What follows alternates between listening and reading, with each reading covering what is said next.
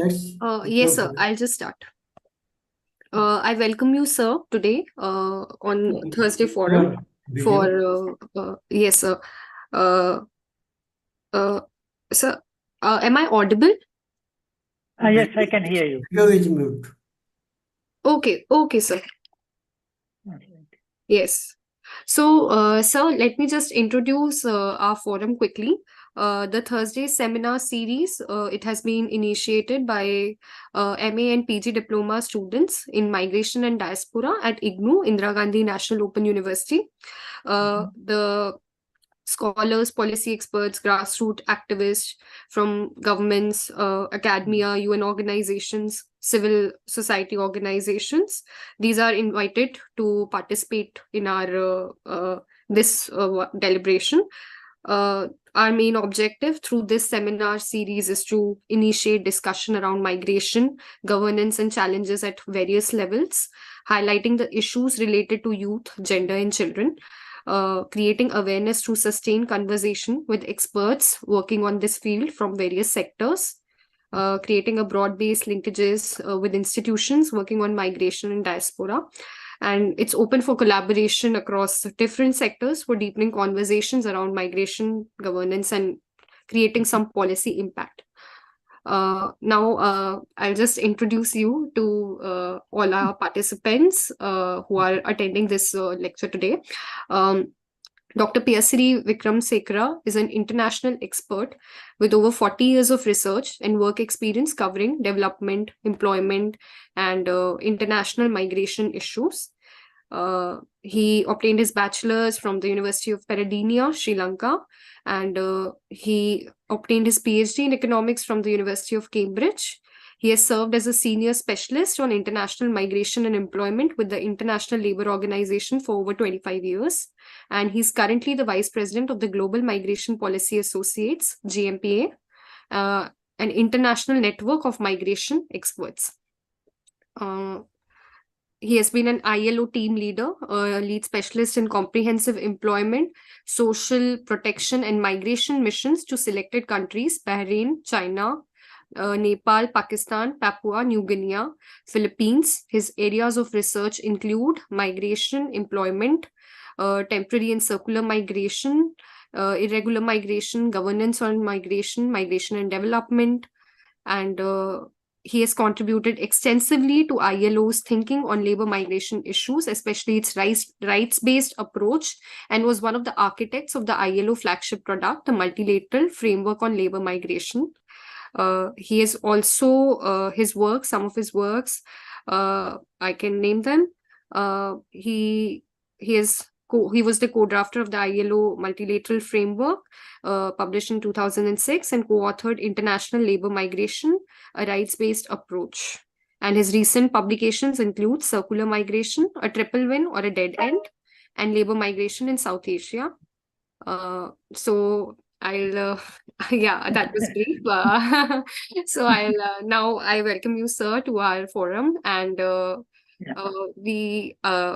we can now, I think, start with the your presentation, and then we'll have a question answer session post that.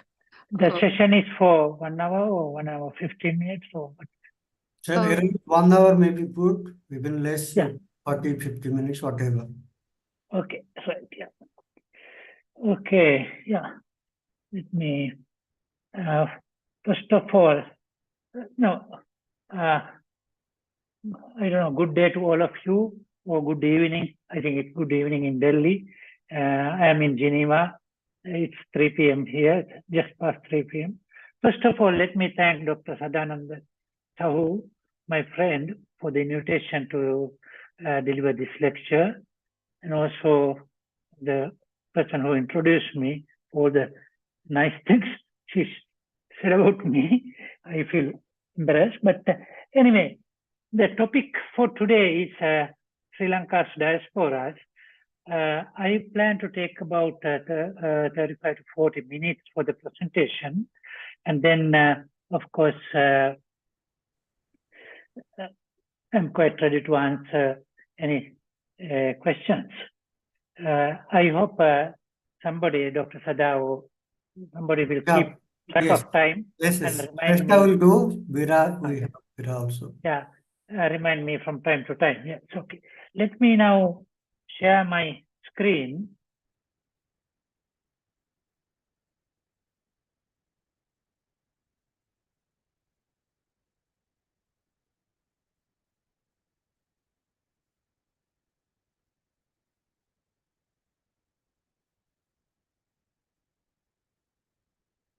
I'm trying to get it in the presentation We mode. can see. We can see, sir. No, it is not in the presentation No. mode. Now, okay, Yeah. yeah, Yes. right. Thank you. Yeah. So it's about formation, profiles, and engagement, as I discussed with Dr. Chau. The structure of my presentation, I start with some key messages and then some definitions, diaspora formation stages,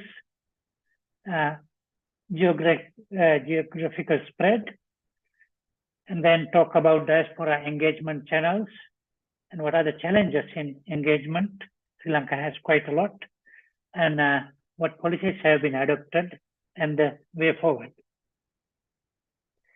So key messages, I think the first message I want to convey is that the recognition of the diversity of the diaspora is critical for diaspora studies. I think you already know this because you have gone through this course for some time. This diversity can be in terms of gender, ethnicity, skill profiles, high skill, low skills, age, generation. We talk about the first generation, second generation, even the third generation, and how diaspora loyalties may differ. Location, where they are based, and migratory status, whether regular or irregular status, because if you look at the Mexican diaspora in the US, most of them are actually in undocumented status, and also distance, because students of researchers from China and India, especially China, distinguish between the near and far diaspora. Near diaspora is in Southeast Asia, but far diaspora in USA, Europe. And then the linkages. Yeah. So the second point is actually the diaspora engagement is a two-way process. We should not use what I call the golden goose approach, just extracting contribution from the diaspora, because origin countries should also support the diaspora, because some diaspora are in difficulties if they are in irregular status and they are refugees, etc. So it's needed this two-way relationship we have to recognize. Then, of course, people include temporary migrant workers also as part of the diaspora. In my personal view, this is not good, because when we talk of the diaspora formation, we think of people settled in different countries over a period of time. Whereas these contract workers go into the Gulf Cooperation Council countries, or Malaysia, or Singapore, they are on short-term, fixed-term contracts. Of course, they can renew it and continue. Especially skilled workers in the Gulf countries can continue for a long time. But still, I think the focus should be on the more longer-term diaspora. And the Sri Lanka diaspora is diverse, reflecting different waves of immigration, and also ethnic divisions deeply mark the profile and engagement of the diaspora. The Tamil diaspora, especially ethnic group, has become a dominant force during and following the civil war in Sri Lanka. We had 30 years of internal conflict.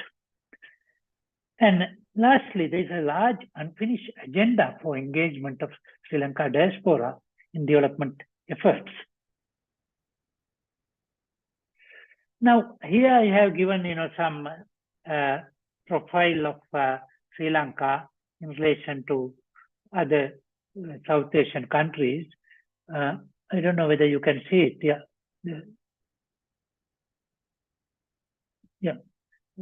Yes, sir. Yeah, you can see it. Yeah. Okay. So the Sri Lanka has the lowest population and also the higher income, but also very higher human development than other South Asian countries. But as you know, we have had a severe economic crisis recently in the last 2 years. So from upper income, upper middle income level, we have fallen to again back to low income, low income level. Yes, this is actually to give you an idea of the Sri Lanka population by the ethnic profile and religious profile. If you look at Sinhalese form 74% of the population, so they are the majority. Tamils of Sri Lankan descent are only 11.2. This is the most vocal group. This is the diaspora group, but you can see that they are a real minority. And then what they call Indian Tamils. This is actually the term used in the census, but I don't like that because these are descendants of the indentured labor brought to Sri Lanka by the British to work on plantation. They are really Sri Lankans, after so many years, more than a century. And they are the most exploited group, not the Sri Lankan Tamils who are really pampered by the colonial rulers. And they are 4%, and then others, including the Muslims, 9.7%, 9.2%, and then others, including Burghers, who are of European descent. Yeah. Then the region-wise, Buddhist, again, majority, and then Hindus, about 12%, Christians, and Muslims. So this is just to give an idea when you talk about although Sri Lankan diaspora is characterized by ethnicity, but actually the majority are Sinhalese origin. So what are the formative stages of the Sri Lankan diaspora? It has Sri Lanka has a long colonial past from 1500 when the Portuguese landed, followed by the Dutch, and finally by the British up to 1948 when we gained independence. So there were small movements in the UK in colonial times, movements of public servants into British Malaya and Singapore promoted by the British for administrative purposes, not for plantations. Following independence and political changes, there was again limited immigration. Burghers of European descent, descendants of the Portuguese, Dutch, or the British, and English educated persons, and some from the minority communities. They started leaving mainly for the UK, and Burghers to Australia when the white, even during the white Australian policy, they had to have 70% white skin to migrate there. Since the 1960s, when the Sinhala community and Sinhala language came into political prominence with Sinhala political leaders, another wave of migration of professionals occurred to Western countries, especially because of the colonial ties with the UK. Because these people are not very happy with the Sobhasha medium, local languages becoming Sinhala becoming the national language. Then, of course, a large part of the diaspora formation is also through labor migration. Then permanent migration was through skilled migration to Australia, Canada, New Zealand, the UK, and the USA since the 1970s. With the opening of Australia and New Zealand to Asian workers, because earlier they had this white Australian policy, this led to large-scale outflow of skilled persons, engineers, doctors, architects, and others. Then, of course, student migration was continuing, and most of these students who went to USA, UK, Australia, New Zealand, and they settled in those countries. They found jobs and settled. They also formed the diaspora. And of course, the temporary migration driven by Gulf oil boom in the 1970s, continuing up to now. The 1977 Sri Lanka economic liberalization made foreign travel much easier. There were many controls before that. It's also facilitated migration of temporary workers. So another way was the conflict-driven. Internal ethnic conflict with the Tamils led to large exodus of Tamil persons. They were not just victims of persecution or war. They went also economic and political reasons to Australia, Canada, Germany, France, India, Switzerland, and the UK. They sought asylum there since the 1980s in different waves. And recent economic crisis also has given rise to triggered a smaller wave of both regular and other migration. So, estimates of the Sri Lankan diaspora. This is a big unknown. There are no reliable estimates available. The Minister of Foreign Affairs quotes up to 3 million in the diaspora. The solid figures we have, UN DESA, Department of Economic and Social Affairs, Population Division, estimates through their regular migrant stock estimates, 1.96 million in 2019. More than double the figure in 1990, but this could be an underestimate because they, of course, leave out the second generation because only the foreign born or whose citizenship is of another country, they count. But when the second generation, third generation, they are citizens of the host country. They have been born and bred there. Then country estimates vary a lot. Major destinations we already mentioned compared to China and India, Sri Lanka diaspora, as you can see, quite small. Now, this is a diagram of the UN migrant stock data from 883,000 in 1990. It has gone up to 1960,000. Yeah, 1.96 million. As so by region, yes. You see Asia, including the Gulf region. So you can see the predominance of the temporary migration stream. Yeah. Then Europe, and then Northern America, and then Oceania, Australia and New Zealand, and then some in Africa. So this is by destination countries. Again, we rely on the migrant stock estimates of United Nations. But of course, as I mentioned, this can be underestimated. You can see that Saudi Arabia stock of migrants, 516,000. But most of these are temporary. Qatar and United Arab Emirates. Because the migrant stock means at a given point of time, mid-year, they take the estimate, UN population division.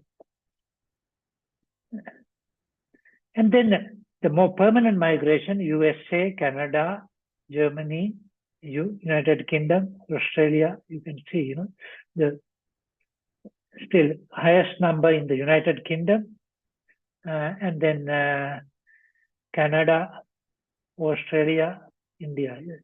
The USA, not a big number. Now, in OECD countries, the profile, actually, I'm sorry that I had to quote 2010, 2011 figures. These are the only ones you can find. Population 15 plus, you can see age groups, most are in the 25 to 64 range. Education, highly educated 35%, low educated 32%.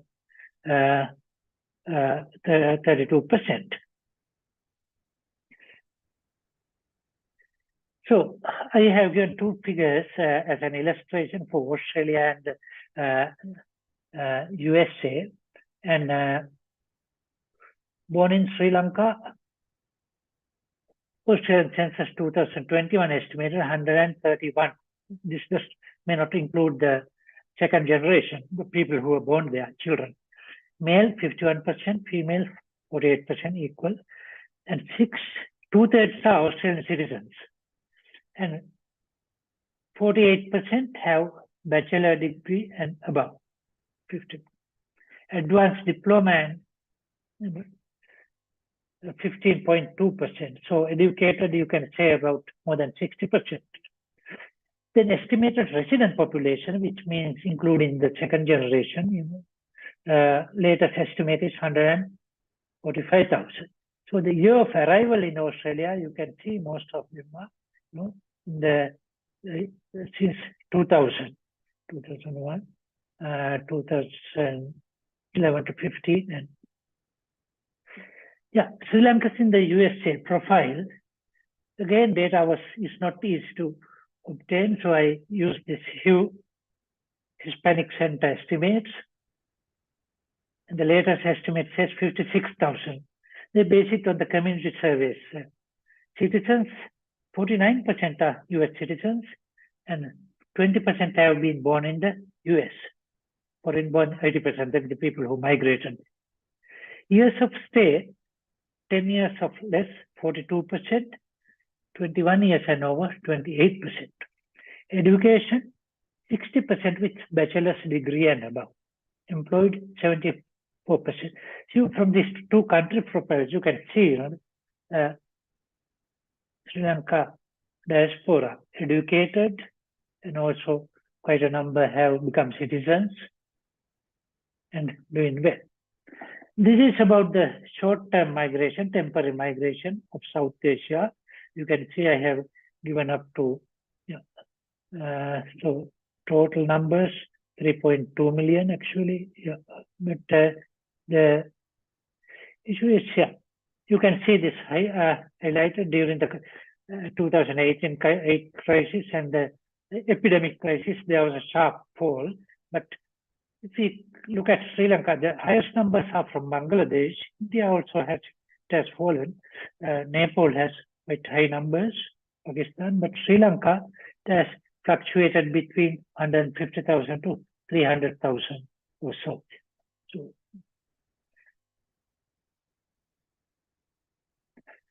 So next, I want to look at the diaspora contributions.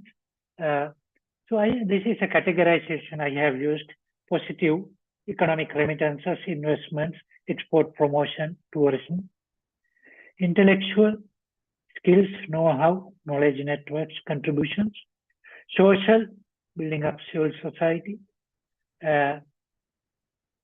bringing social capital, connections, philanthropy, charity and donations, political, lobbying, advocacy, mediation. You're all familiar because in India, all these things played a major role, cultural.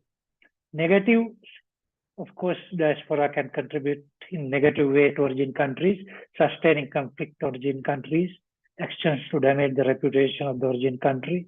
This is what Davesh Kapoor described as the Janus phase of diaspora. There are two phases, one side positive, other side. For Sri Lanka, this is quite important, as you can see later. Remittance contributions. Yes, yeah. Okay, now if you look at it, remittances are largely for family support. They are migrants' own funds. We can see a sharp fall in remittances in 2022, actually during the economic crisis. Normally during crisis, remittances tend to increase. That is what our friend Dilip Ratha of the World Bank always argues.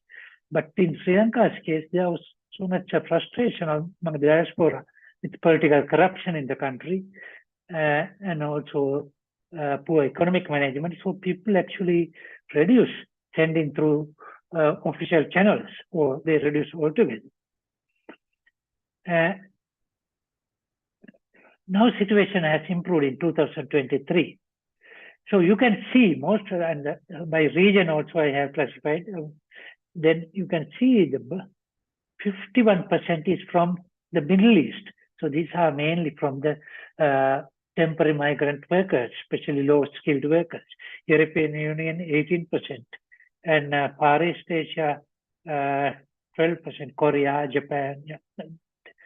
So, but from these settled countries, Australia, and the countries, North America, the contribution is limited. Yeah.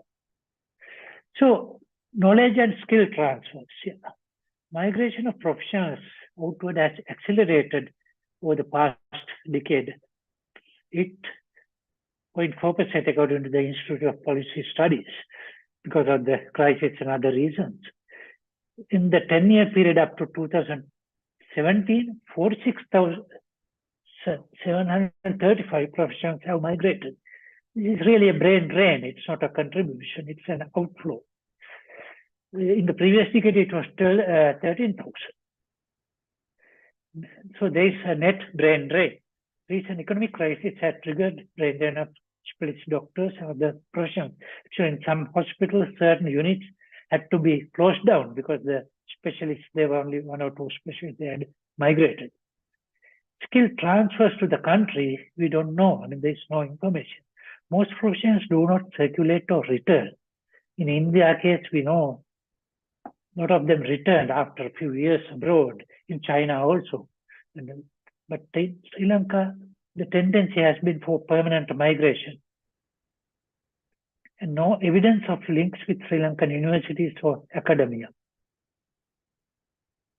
So investments, export, promotion, and tourism. This is again a major area. If you look at Taiwan, Korea, or India, China, diaspora contributions are very pronounced. Investment, there is anecdotal information on return investments. Software companies like Virtuosa is a company started by a returning migrant worker. Then investment in real estate is common. The Tamil diaspora has invested a lot. They are concentrating location called Vellavatta in Colombo. Condominiums, there are many condominiums there. Limited investments in north and east in tourism by Tamil diaspora. And of course, many people help family members to start small businesses. There's very little information on Sinhala diaspora, how they have contributed. Yeah. Tourism, periodic visits by those settled in the West. When they come, they spend like other tourists, foreign tourists. Then. Export promotion, investment in export-oriented, not studies, investments, sorry, yeah, no information. Exports of local goods for Sri Lankan communities. This is happening, but I don't think it's making a big impact because the numbers is quite small. There's consensus that the government lacks a coherent strategy for diaspora engagement in development. Philanthropic engagement, charities, very limited information. Charity organizations do not report any data received from Sri Lankans or others. There's not much transparency. Of course, during the crisis periods, they have played a good role. During the tsunami of December 2004, they attracted a lot of diaspora support. People came over and sometimes they contributed financially in kind. Other natural disasters, some support during floods and others. During the recent financial crisis, actually, there was a negative reaction of the diaspora. They were citing rampant corruption by politicians who allegedly triggered the crisis. The World Giving Index by UK Charity Aid Foundation ranked Sri Lanka 21 among 142 countries in regard to charity. It's a limited survey. So diaspora and local politics. This is another way they can, engage in influencing political developments. Limited influence in agendas. One diaspora member made an attempt to run for president's election, the last election, but he was at the last minute disqualified on some technical ground. I don't remember. And the diaspora is taking increasing interest in local elections. The Tamil diaspora is influencing the stand of the Tamil National Alliance, the major lead Tamil political party. They are quite scared of this TNA, the scared of the Tamil diaspora, that by this, the LTT diaspora mainly, liberation, the militant group. Yeah. Gotabaya Rajapaksa, the earlier president who was ousted, so many diaspora members returning to work.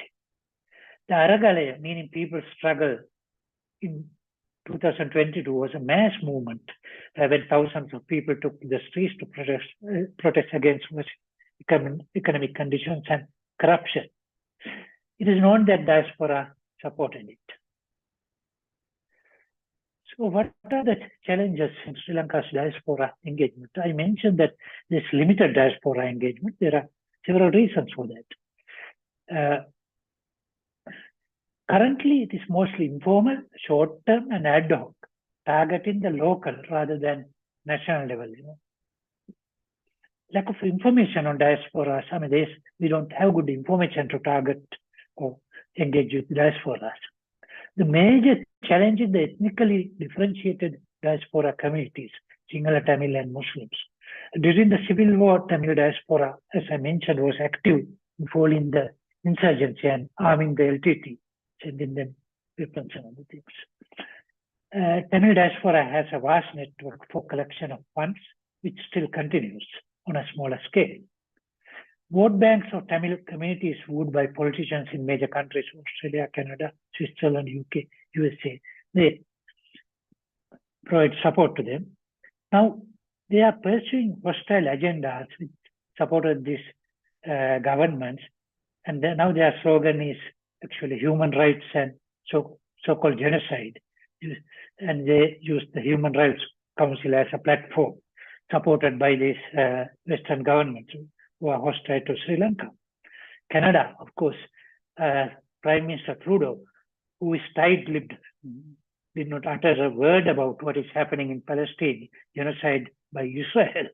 He was arrogant enough to mention about genocide in Sri Lanka, fed by Tamil diaspora, information fed by diaspora without any basis. The continuing lack of trust between some sections of the diaspora and the national authorities. This is continuing. And media also has been projecting adverse images of the migrant diaspora, even now as terrorists. So, another problem is there are few permanent returns of most diaspora members, unlike in China, India, Korea, Thailand. They are permanently settled. And the deepening economic crisis in Sri Lanka has dampened further these initiatives.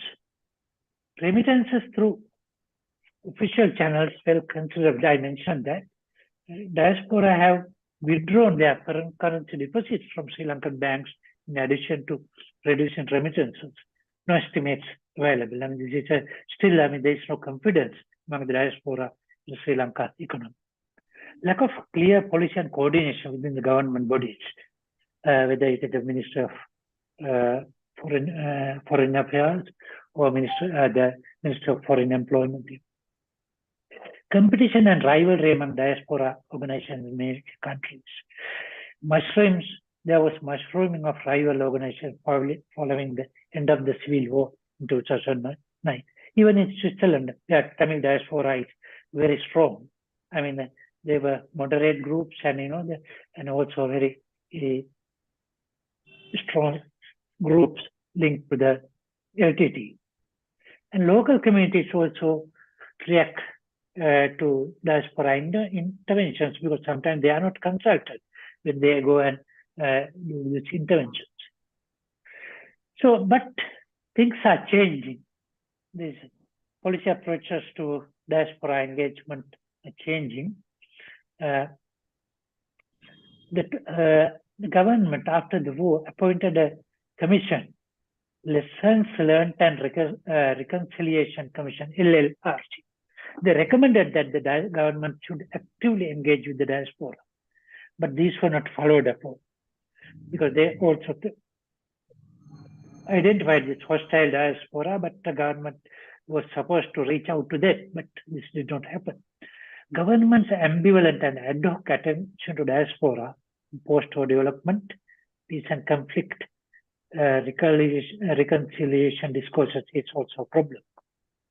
End of the Civil War in 2009, successive presidents made appeals for national reconciliation and diaspora to invest in Sri Lanka, to return to the Sri Lanka. But response has been very lukewarm, even among the Sinhala diaspora. Recently, government has made several moves. The new president, Piyasiri Wickramasekara, stated that Sri Lanka wants to bring in foreign investment from diasporas in Canada, UK, US, and in UAE.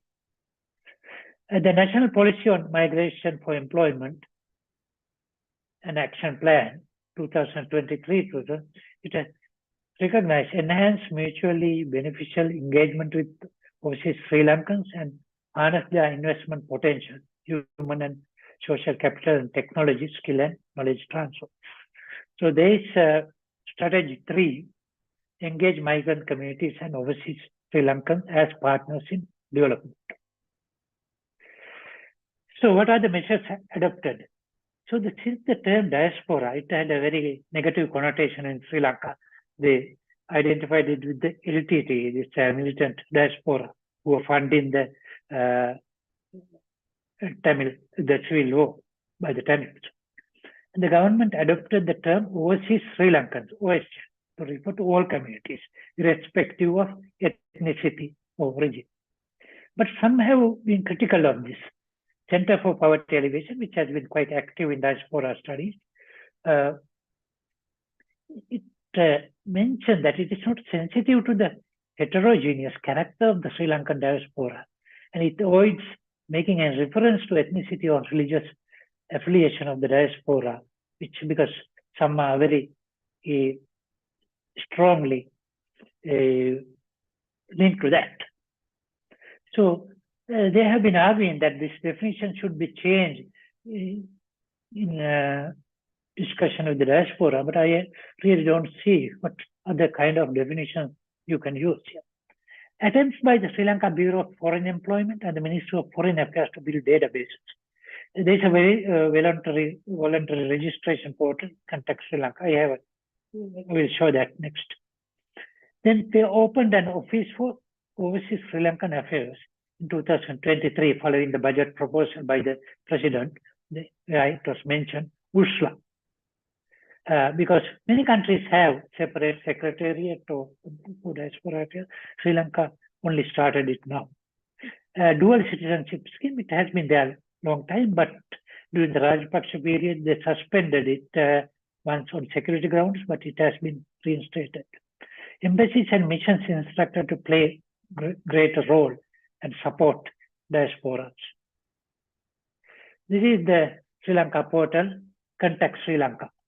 Says Minister of Foreign Relations welcomes overseas Sri Lankans who reside or travel overseas for studies, employment, or other reasons to register voluntarily on Contact Sri Lanka. It will allow them to reach out and it will support them. That is what they say. It will serve as an official source of information and will facilitate overseas Sri Lankans to obtain services from Sri Lanka. So this office, USLA, it acts as a central point of coordination to obtain the support of Sri Lankans living abroad, not only to obtain the support, also to provide them support. That is a mistake by me. Established in January 2023. And it is already working with 23 key stakeholders, both in public and private sector, to engage ministries of Foreign Affairs, Finance, Public Security, Tourism, Education, Board of Investment, Ceylon Chamber of Commerce, and National Chamber of Exporters, and then with the 62 overseas missions, and then also intends to cooperate with individually as well as collectively through their respective organizations in those countries. The agency has identified several key areas: education, knowledge sharing, trade and investment, philanthropy, tourism, home visits, and consular affairs.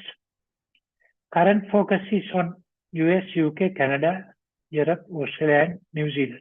You can see they are not really focusing on the temporary workers in the Middle East here. Government is also working on a bill to give more powers and also to make this office a permanent institution. You can see, sorry.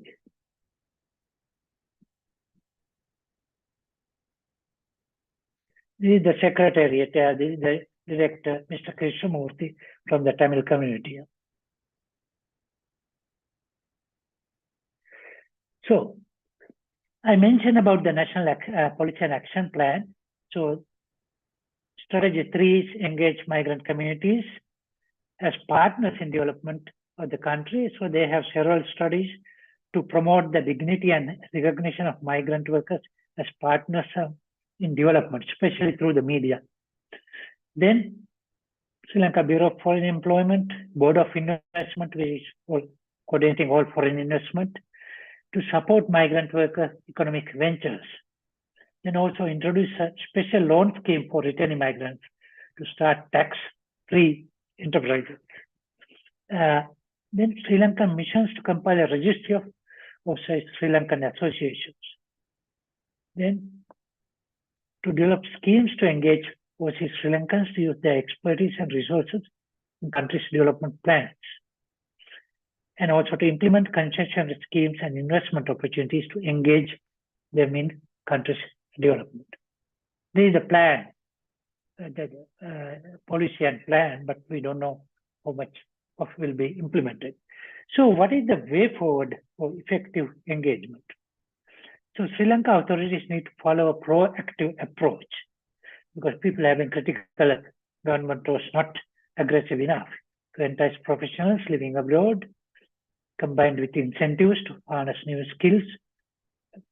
Engagement should be mutually beneficial.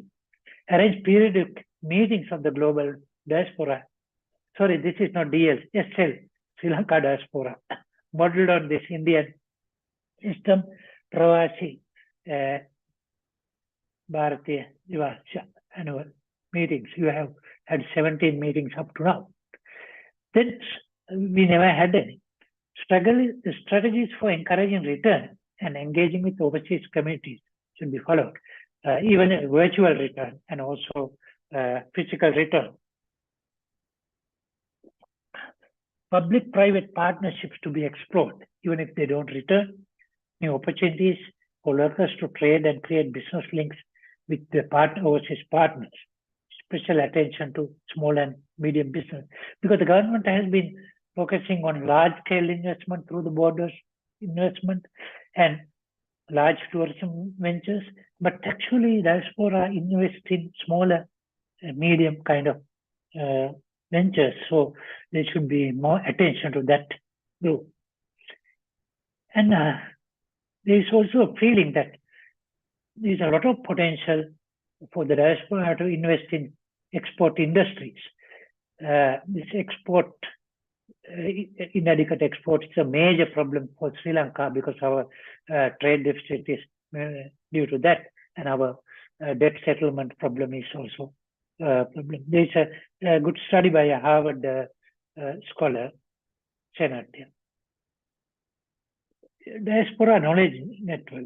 These are prominent in many countries. They have to be promoted by professional associations abroad, because many of these professionals left from universities and they can actually try to support their universities, like Indian alumni supporting the IITs here, transferring skills and know-how. Frankly, I don't know much initiatives in Sri Lanka. Technology and software parks can be established over financial instruments such as diaspora bonds to attract funds from the diaspora. There was an ADB proposal for Sri Lanka, but previous initiatives have not been successful. Now it is becoming more difficult because Sri Lanka defaulted on external debt for the first time in 2022. So this will be more difficult. Build up diaspora and diaspora organization, mapping and databases. So adopt a long-term approach to diaspora engagement to bring about a meaningful reconciliation. Work with recognized diaspora organization, genuine interest, and also try to woo the second generation, because many of the second generation actually have no link with Sri Lanka. For them, it is just a tourist place like other countries. So they will not have any remittances for Sri Lanka, but we have to actually entice them also. But we have to accept the fact that some hardcore elements of the diaspora, especially Tamil LTT elements established abroad, may continue to be hostile. They will not support them. But that will be a minority. There are many moderate Tamil groups now. We have to actually support them. Diaspora organizations should also coordinate and streamline, because I talked about two-way process. They should not just wait for government outreach. They also should try to reach out to them. and increase the role of the state in facilitating information access, visas, and clearance for diaspora. They are willing to contribute, focus on sustainability, scaling up, and local ownership. There are a lot of bureaucracy still for people to invest in Sri Lanka, not only for in the diaspora, for many people, and a lot of problems. So these have to be streamlined. Yeah. Actually, that's all, and I have given you number of selected references. Since you are a postgraduate group, you can actually, if you are interested, you can follow that. So that is the end. So shall I stop the sharing? Yes, sir. You can stop right. and so start with there. Okay. Yeah. Right. Okay. So, sir, what we'll do, we'll have this is a very interesting because you have given a very comprehensive overview about Tamil diaspora, about Somalis, and also gave a very historical overview. I think now lots of queries we have because Sri Lankan diaspora, in fact, they have gone to many developed countries, unlike Indian diaspora. They have gone to even poorer countries, but Sri Lankan diaspora largely concentrated in developed countries. Yes. Secondly, the size of diaspora is little larger in terms of proportion, I think, because 3 million to 22 million is little larger size compared to Indian diaspora in terms of proportion. So now what I'll see, I have a question, but I think let the floor open to others. And Okay, yeah, no problem. yes. We have Anish question, Ani Ariman. How many have joined actually? I forgot to check. We have 35. Hello. Yes, please go ahead. Yeah, can you hear me? I can hear you, Yes. but there was some other noise now. Yeah, thank Okay. you, sir, for your presentation. It was really insightful. And I have a question regarding the Sri Lankan diaspora in India. As you mentioned, it's very diverse and heterogeneous also, the Sri Lankan diaspora. So I was wondering whether what is the, let's say, the composition or the total characteristics in general of the Sri Lankan diaspora in India, and whether they have more political, cultural, or economic association with the home country, and whether they have any philanthropic contribution also to the country, or like in general. Yeah, that's a good question, but actually, I'm sorry I don't have answers because there is very limited information about the Sri Lanka diaspora in India. The main group is actually those who, the Tamil diaspora in South India, especially in Tamil Nadu, who fled during the civil war. This group, they are actually not a very, rich group. But apart from that, other types of diaspora in Sri Lankan diaspora, I have no information. But I'll keep that in mind and see whether I can get any information. In that case, I will share with Dr. Sahu, who can circulate it to you.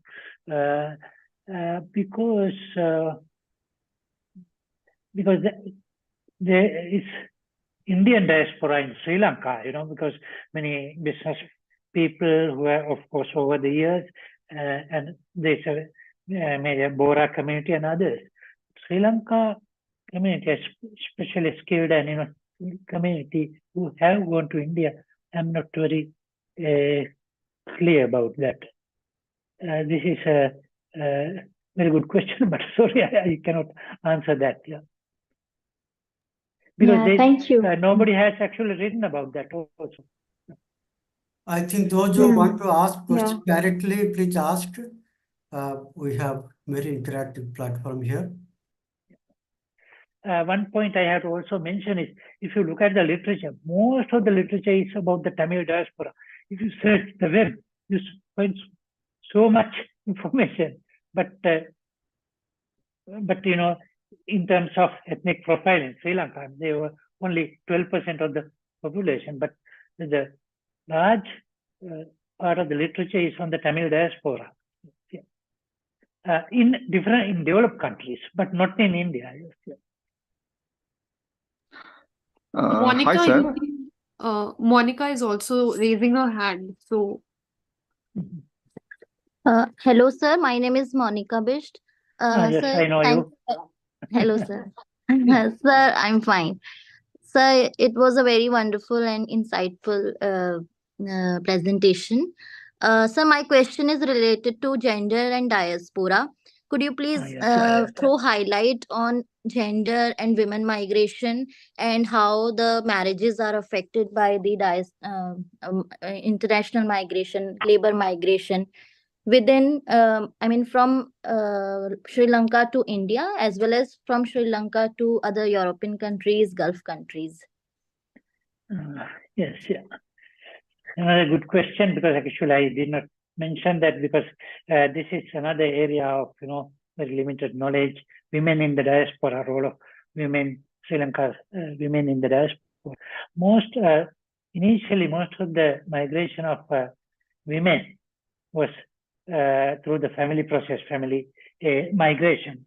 They migrated with the families but more recently, especially for skilled migration, actually there is equal migration of skilled persons, doctors, engineers, and nurses, to especially developed countries.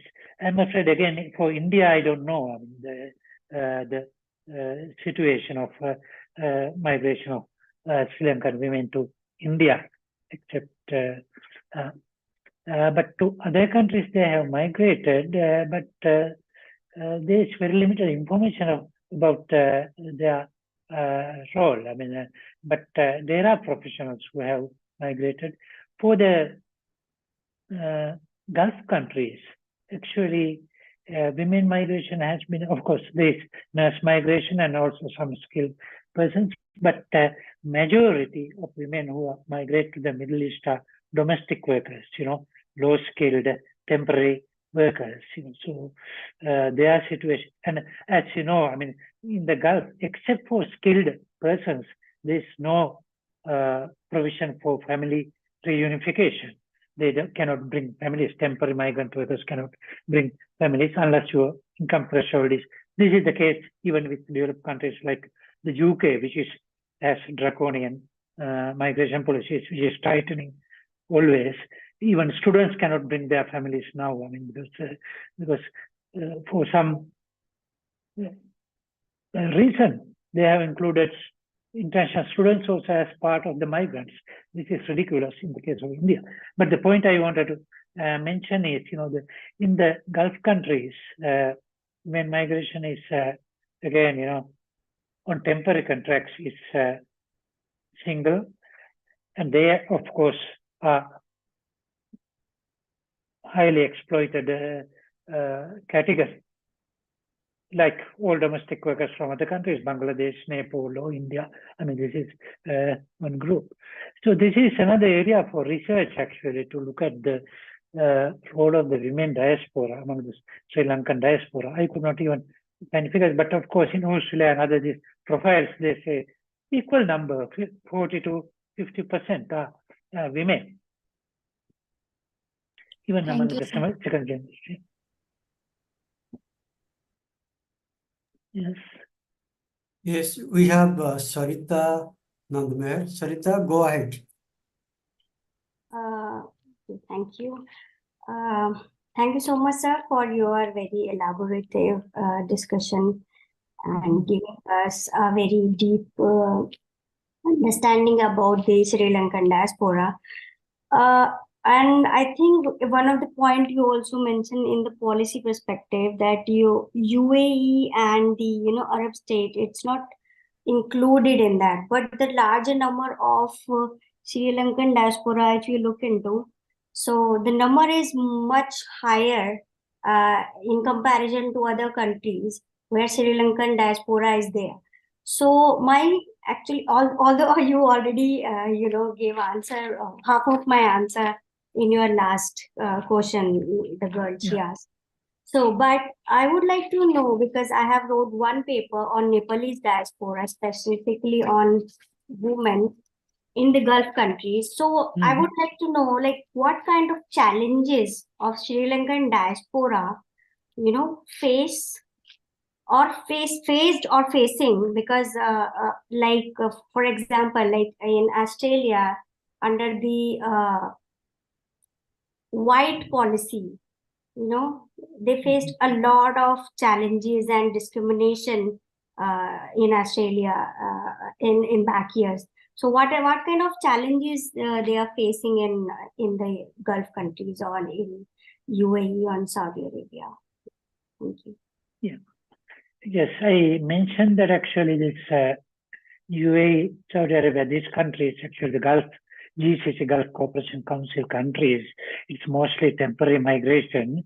But of course, there is like from other South Asian countries, there are professionals who go there, who renew their contracts, every 3 years or 5 years, who actually virtually a diaspora community, because they stay there for 10 years, 20 years, maybe even 10 years, and some businessmen also, who have started business. So these people, this diaspora, actually, the problem is, the major problem for them is whatever the length of the stay, you cannot naturalize. I mean, these countries, the naturalization options, citizenship options are very limited. So they are always, I mean, there is some discrimination on that basis. And also in the Gulf countries, there is, I mean, it is not very well documented, but there is also discrimination against, Asian migrants versus, migrants from Western countries, white migrants. Sometimes, even the salaries are different. There are anecdotes, but, again, not well documented. Sometimes for the same work, they get different pay. I mean, this is a fact. Even for temporary workers, nationality plays a role. The wages depend on the Filipino workers. Temporary workers get the highest pay. Bangladesh or Nepal will get the lowest pay. So what the major problem, if I'm talking about, I mean, I initially mentioned that, I don't like to call the temporary workers diaspora, but still, if you look at this total group, large numbers, the major problem they face is, of course, discrimination and exploitation. Their wages are very low. Here I'm talking about the low-skilled workers. Wages are very low, and also there's discrimination in the workplace, and a lot of abuse and exploitation given this kafala system, which affects all workers, even skilled workers. The sponsorship system, you are under a sponsor who will actually decide your job and what whether you can leave, or even at the end of the contract, whether you can go back home. I mean, this kind of, so it's like a sometimes semi-slavery kind of system. Regarding women workers, I mentioned especially female domestic workers suffer a lot. I mean, the violence and harassment, sexual harassment and others, and they are isolated. The labor law does not apply to them.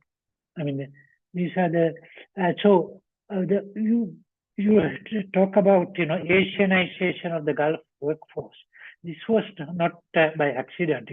Initially when the Gulf boom started, there were many Arab workers from Yemen, Palestine, Egypt, and others working there. But gradually, Gulf countries, GCC countries shifted to Asian workers, not because they loved Asian workers, but because they can exploit them. They can, Arab workers, because they are Arab countries, they kind of mistreat them. But whereas Asian workers, their human rights, they are not bothered about. They can treat them like slaves and they can kick them out anytime. Whereas Arab workers, Arab nationalities get some rights. That is the reason.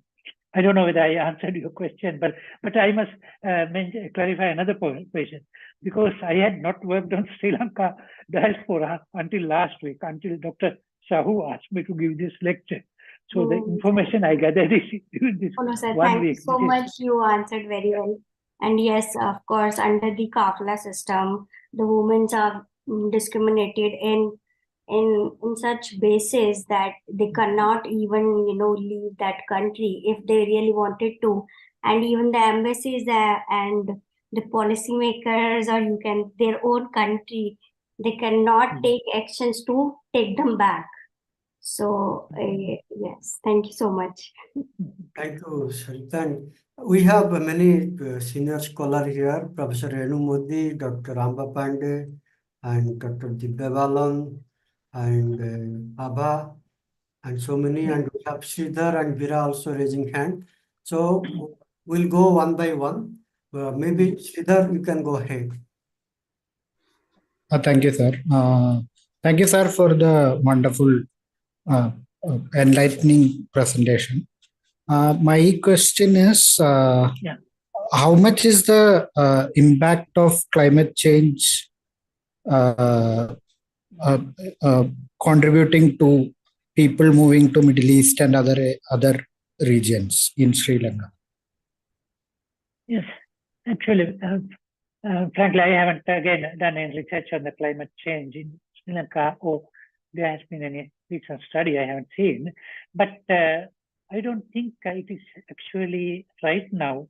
It is not. I don't think it has any impact on the migration to the Middle East. I mean, it's mainly migration to the Middle East has been an ongoing phenomenon, since the 50s.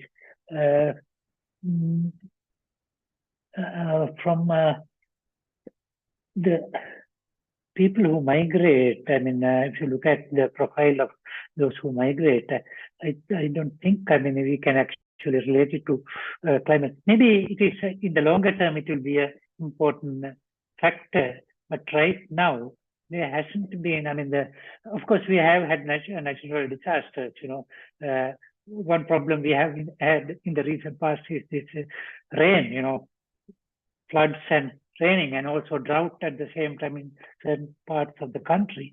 But this might have resulted in some internal migration. But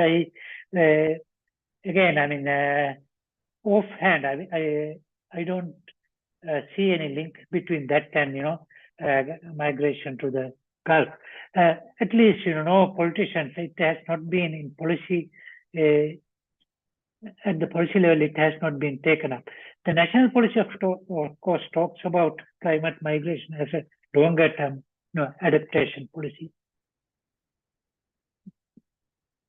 Vira, your question? Hi, sir. Hi. Yeah, I'm audible, right? Okay. As per, it was a very insightful and great lecture. I have one small question, not a couple of questions. The main problem, not only problem, what is your view on the genesis of the Sri Lanka's identification problem, creation of identification as a global South or Southeastern countries? The main problem, what I understood from the conflict between the Sinhalas and Tamils, what kind of opinion do Sinhalas have on Tamils in Sri Lanka? As well as what is the political party's mindset on diaspora?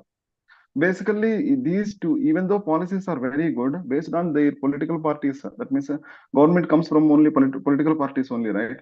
That's why what kind of mindset political parties have in Sri Lanka? These two questions I want to. Okay, good questions. Again, right? It's very unfortunate, because we lived as one Sri Lanka or Sri Lankans, when I studied in the university in the early 60s, they were Tamil students, and we did not really differentiate, Of course, Tamils always had this identity, because the policy was that, these ethnic divisions actually have a colonial link, because the British rulers, their divide and rule policy, they always pampered the minority. This was not in Sri Lanka, even in other countries, because most of the public service were Tamils. You see that their population-wise, their proportion are small, but in the public service, in the various things, British actually promoted them, and also this burgher community, European descent, this was. But when independence came, and the single politicians took over, so this there was a change in this.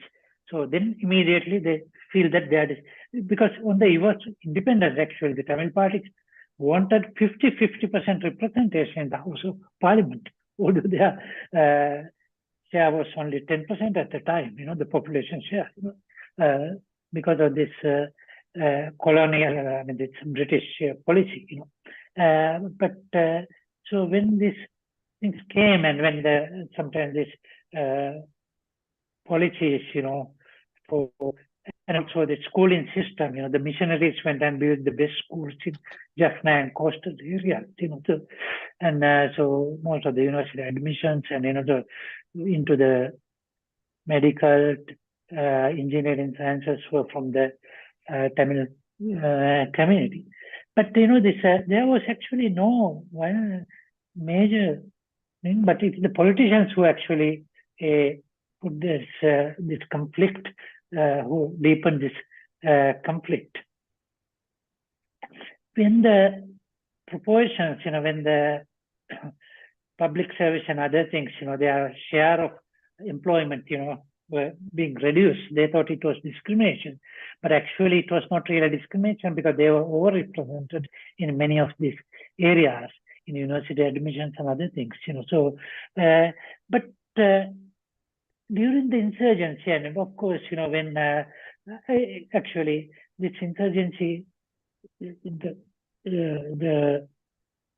because beginning was this 1983, when they killed 13 soldiers, at the time, when that is the biggest time, the President Jayawardena, did not try to control the Sinhala mobs.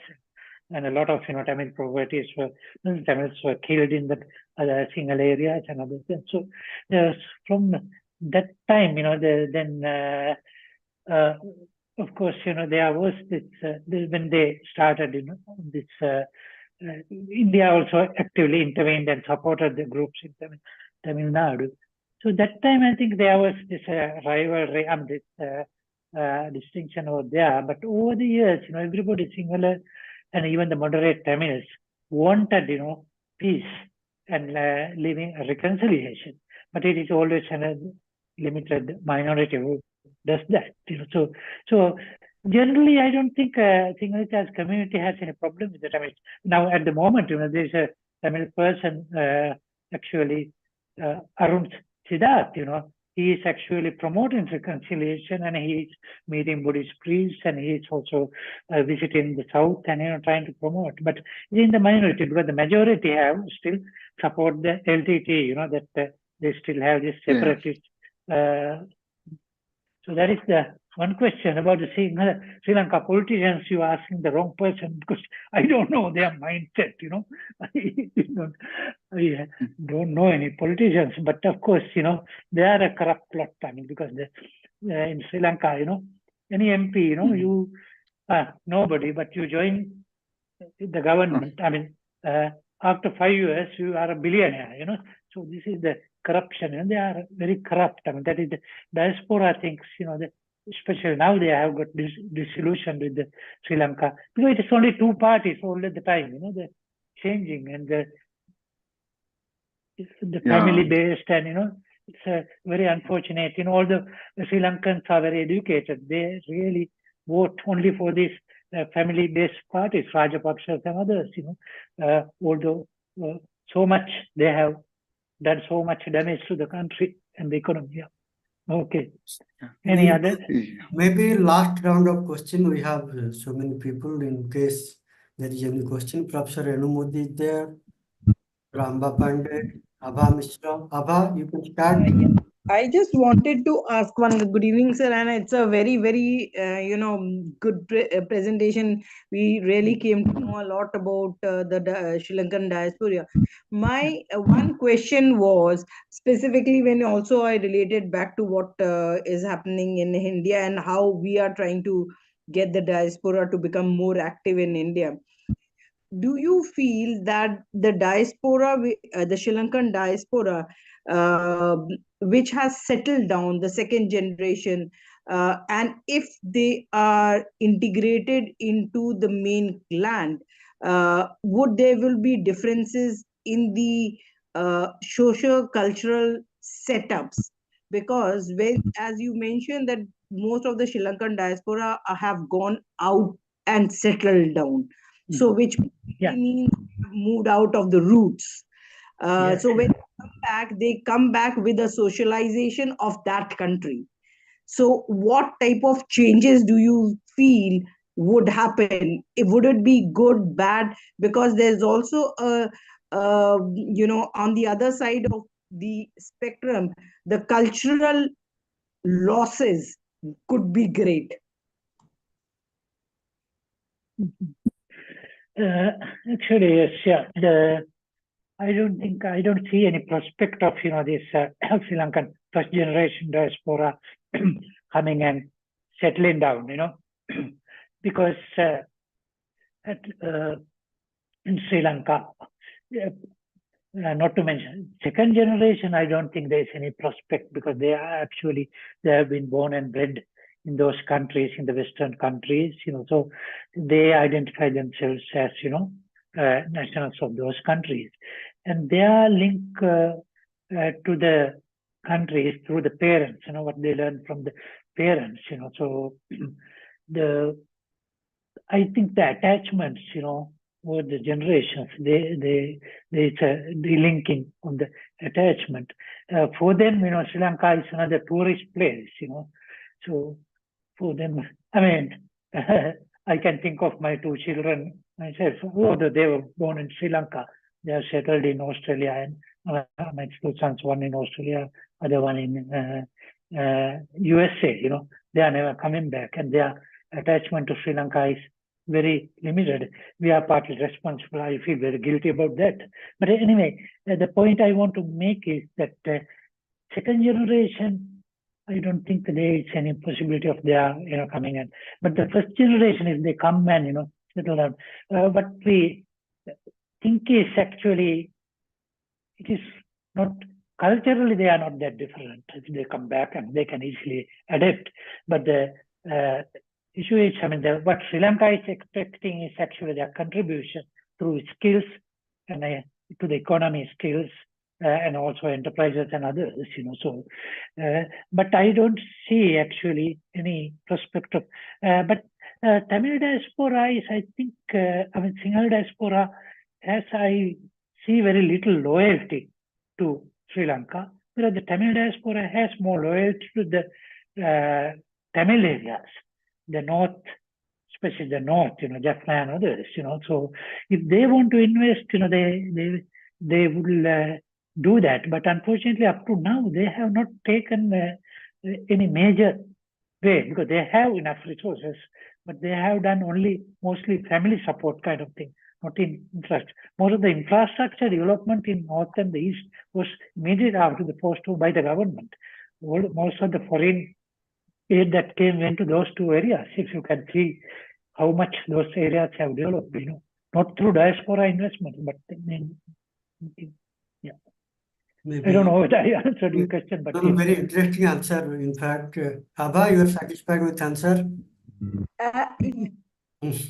To a large extent, because this is a question I'm sure most of the Asian countries would be looking at how to revive and retain their culture intact as it is in the country, rather than being influenced by the Europeans and the developed countries. That pull and push is still there, and it's an interesting. Yes, actually, yes. If you look at Muslim diaspora, sometimes they bring their children back to Sri Lanka for education because they don't want them to be educated, especially girls, in those countries, So that way, some even others, Tamil and also Sinhala families do that. They sometimes come back, because they don't want the Western culture, children to be inculcated in that kind of culture.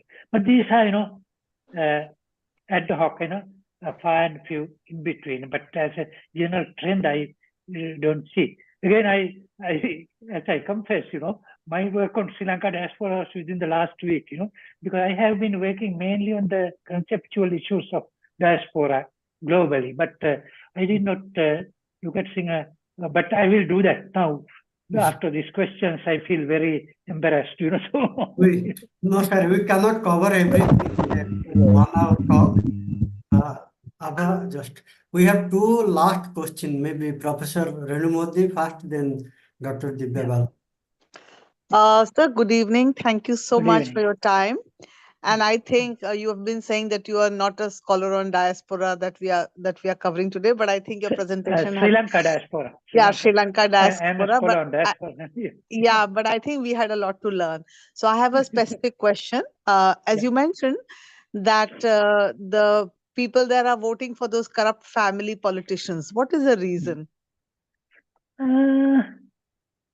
Yes, this is what we also ask ourselves, because people want to play safe, because if you look at, this, there's another group, JVP, that's more radical group, Janata Vimukti, they were the earlier, this insurgent group, if you remember, in the early 70s and also in the initial internal civil wars with these insurgents. Now they have become a respectable party. Anura Kumar Dissanayake is their leader, So this group, has a different policy. Socialist parties, others are very small, but this group at least has a bigger following. But what happens is when the voting comes, their seats are only 3 or 4, and also this Anura Kumar Dissanayake contested for the presidency. Again, he got, I don't know whether he retained his deposit even, So of course, I think, the majority in the rural areas, I think people are, go by these, family loyalties, family or the party loyalties, UMP or SLFP, Sri Lanka Freedom Party, or the UMP is the right-wing party, other one is the, the center left party, So whatever the corruption done, I mean, this is something we don't understand, So during the last election also, the diaspora groups came and supported Rajapaksa, Gotabaya Rajapaksa. They thought he was a different person from the previous Rajapaksas. Unfortunately, they were again, mistaken.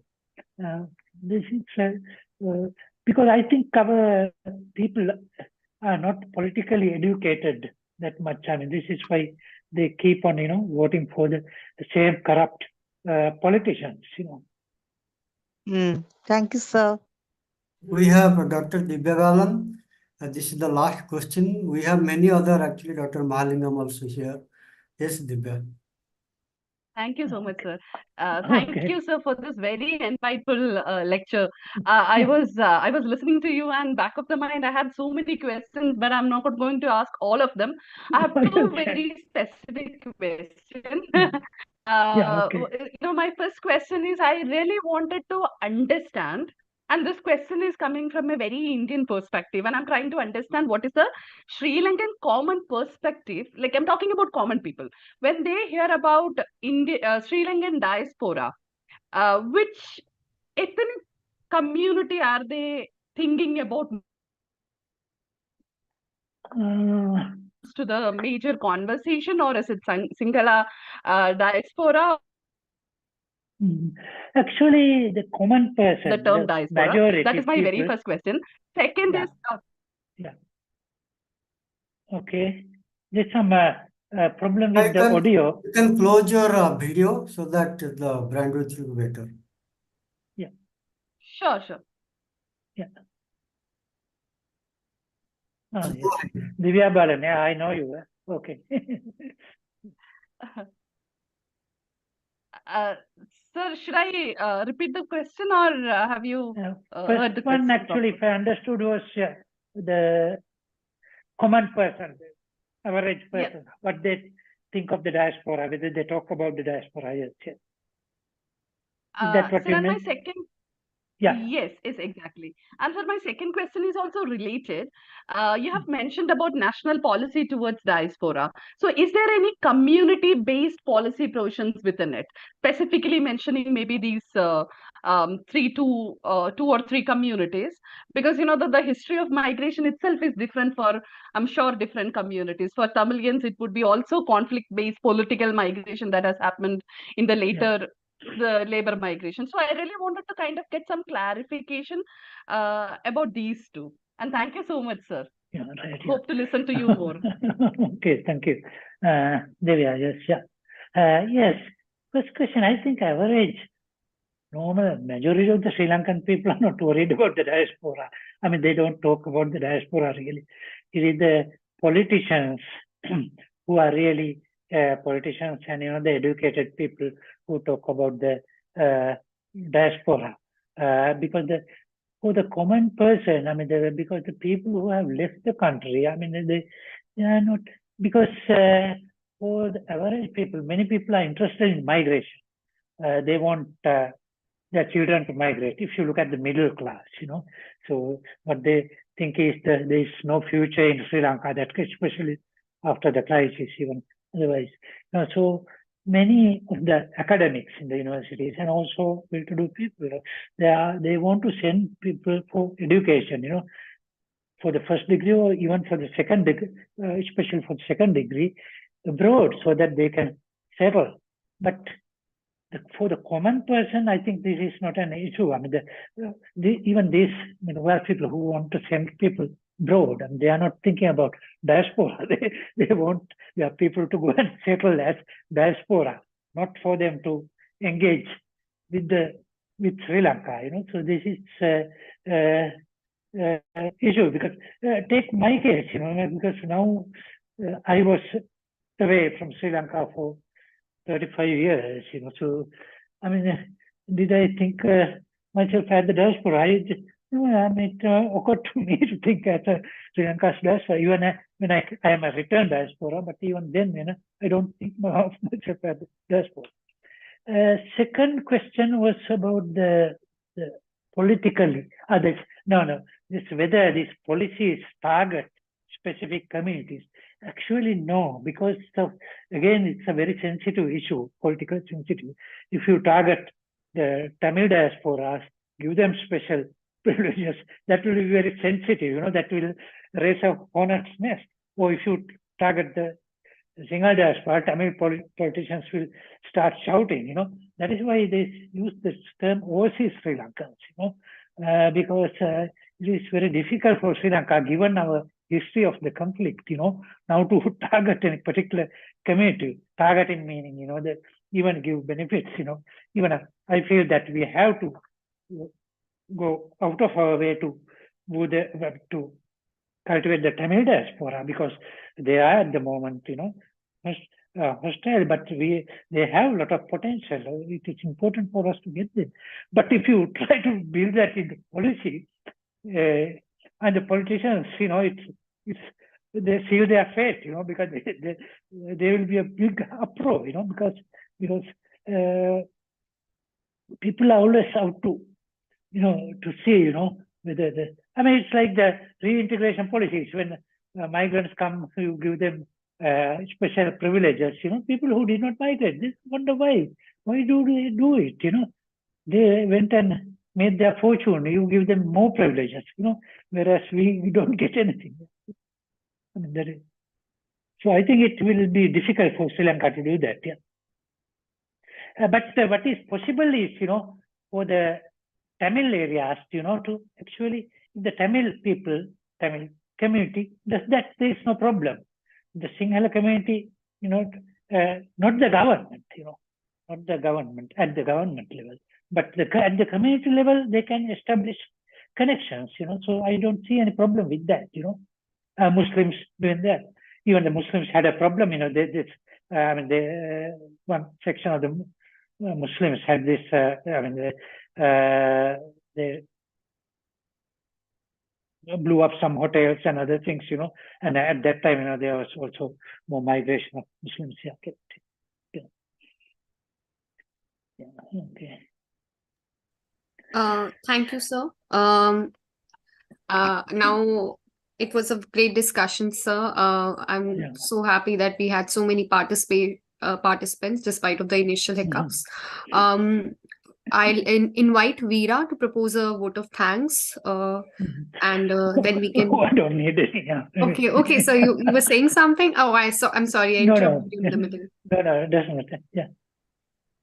Please go ahead. Okay, sir. Do you have any other observations or any? Do you want to give a feedback to us? No. This was very interesting. Actually, the questions were very interesting.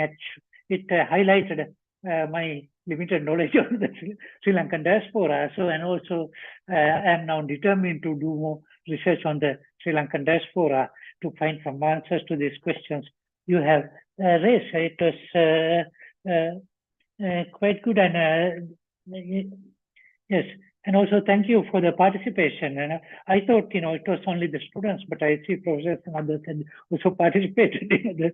That's very good. Yeah, thank you. Veera will just give a vote of thanks to you and the others. Okay. Yeah, thank you so much for your time and giving a great opportunity to meeting with you, sir. It was an insightful lecture and informative. The lecture was covered from the historical to contemporary and policy insights, all these things. I would like to thank you, everyone, on behalf of our organizations, including the Thursday Forum and the CISEAN and the GRFDE team. Thank you, Speaker sir, Dr. Piyasiri sir, and members in coordinating groups, and Sada sir and other people who are attending. I thank Dr. Thanks everybody. Sir, thank you so much. You have agreed in a short notice in an informal conversation, and today we can find it. This is the area I was browsing, Sri Lankan diaspora. Not many places it is elaborated properly. There are Tamil diaspora, there are Sinhalese diaspora, but overall country-wise, consolidating both diaspora, there are very few. So we have made a very good, consolidated presentation, historical overview, and very good analysis also. Thank you, sir, so much. Okay, thank you. Okay, bye-bye. Yeah, thank you, everyone. Bye-bye. Yeah.